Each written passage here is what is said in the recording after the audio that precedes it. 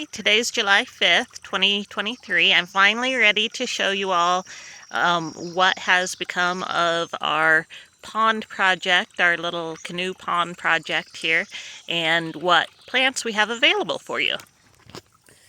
So, here we go.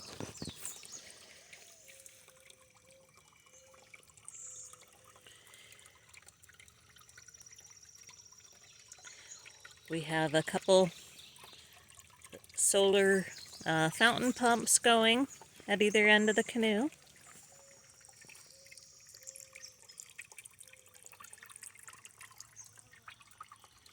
Lots of pond plants to help filter the water.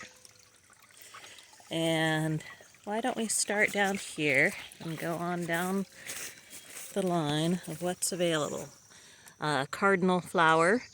Now a lot of these can be grown either in dry land or wetland, great for rain gardens. Blue lobelia.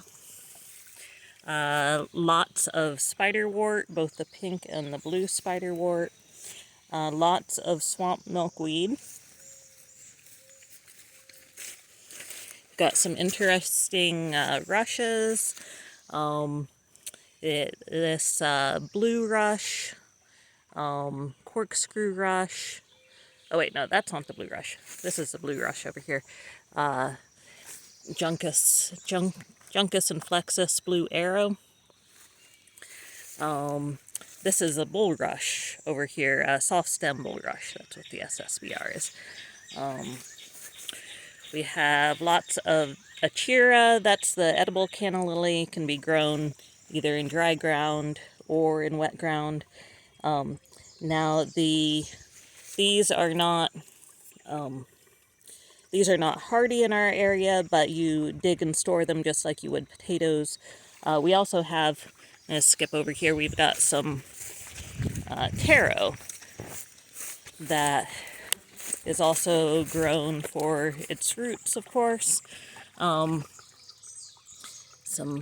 And those, again, they love water, but you can also just grow them in your garden and dig and store just like you would potatoes at the end of the year. Eat what you don't want to keep for next year. We have lots of sweet flag, both the plain green sweet flag and a cool variegated sweet flag. And this is the American sweet flag.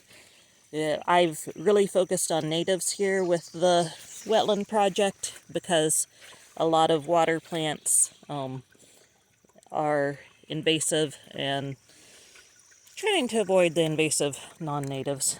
So we've got some scarlet hibiscus. We have a bunch of marshmallow, the medicinal one, that one is not native, but is not invasive. What else down here? Oh, we've got a bunch of the duck potato, broadleaf arrowhead, whatever you want to call it, Sagittaria latifolia. We've got some of the native blue flag irises and just a few of the bronze iris fulva, copper iris. Another native iris. Lots of the Juncus effusus soft rush, pickerel weed. We've got one over here that's blooming. Those are really beautiful when you've got a nice big patch established and they're all blooming, and those are also edible. Yeah, the arrowhead or duck potato is a good native edible. Lots of horsetail brush. Those, it's hard to get a good picture of those. There we go. And more corkscrew rush there. Lots of this lizard tail, or what's another, people also call them water dragons, or water American swamp lily, I think is another name for those. We have just a couple of this cool variegated water lily available for sale. A bunch of the American lotus.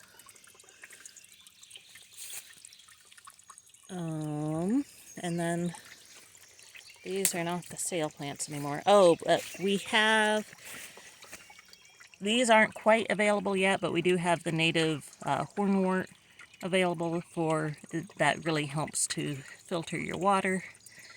And somewhere we've got some nice bladderwort starting to take off, but not enough yet to sell.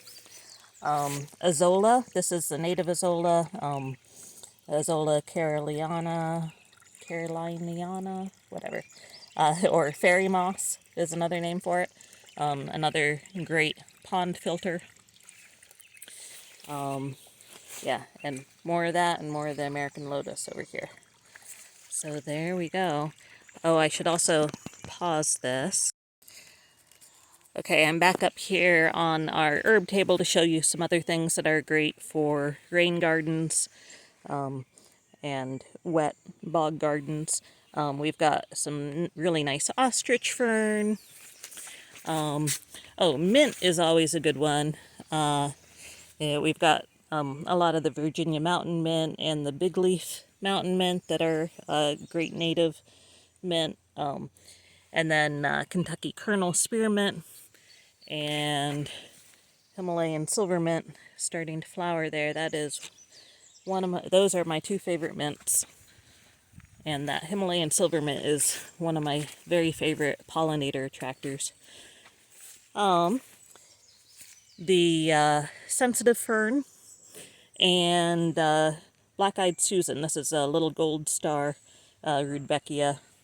That both of those are actually really good for rain gardens. So there you go. And of course, lots of other things.